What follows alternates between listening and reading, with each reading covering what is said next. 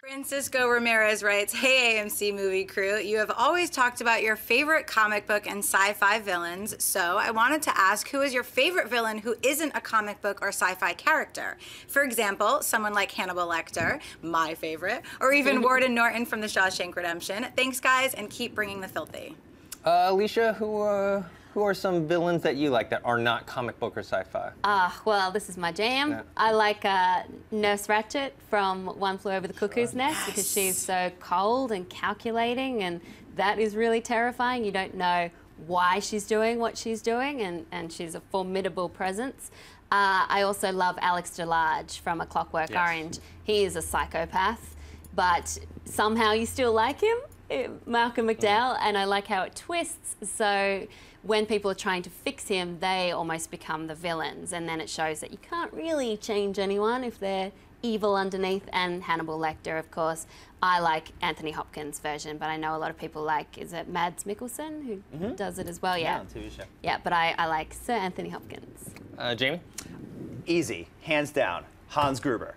It's gotta be Hans Gruber. Yeah. Hans Gruber. Die I mean, yeah, and set the tone for all the Die Hard movies. I mean, I think every villain in the Die Hard movie since Hans Gruber has basically been copying Hans Gruber. I mean, Alan Rickman was amazing, and obviously great in the Harry Potters as well. And you could argue that he's a villain, Snape's a villain, or not a villain. But yeah, Hans Gruber, it is amazing. And I would just say, watch the scene in the movie in the first Die Hard where Bruce Willis comes across him and he's pretending to be, he drops the accent and he's pretending to be one of the hostages. Great scene. I mean, it's just brilliant. And he's so brilliant in it. And I'd also maybe go with the Corleones. Yeah. Right? But then that's weird because we are rooting for them in the film. Yeah, but they're the protagonists. The bad guys. That's the so. same with like Alex in Clockwork Orange. He's kind of the protagonist. Well, he is. And then the last one I'd say is American Psycho.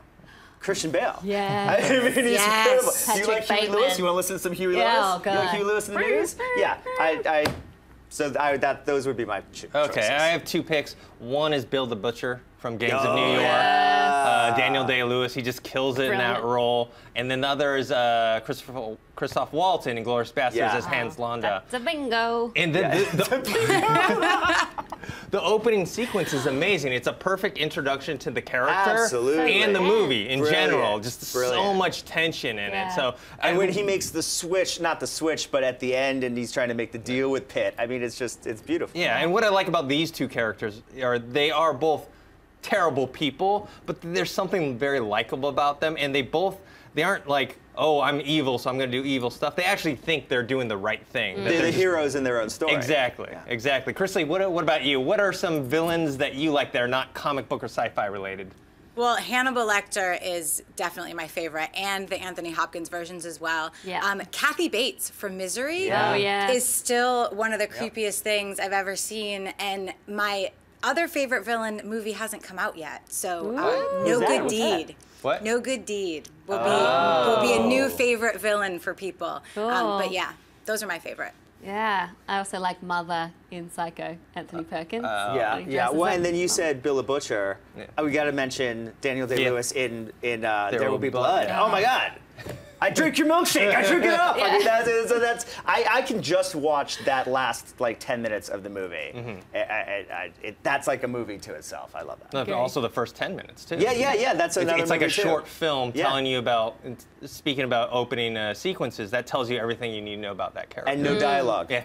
No dialogue. Exactly. A lot of Norman Bates popping up in the chat board right now. Yeah. Hey everyone, if you liked this video, click that thumbs up button and make sure to subscribe to our AMC Movie News YouTube channel. It's free and helps you stay up to date with all the latest movie news, as well as our daily AMC Movie Talk show. Also, make sure that you follow us on Facebook and Twitter to stay up to date with all of our special promotions, contests, and prize giveaways.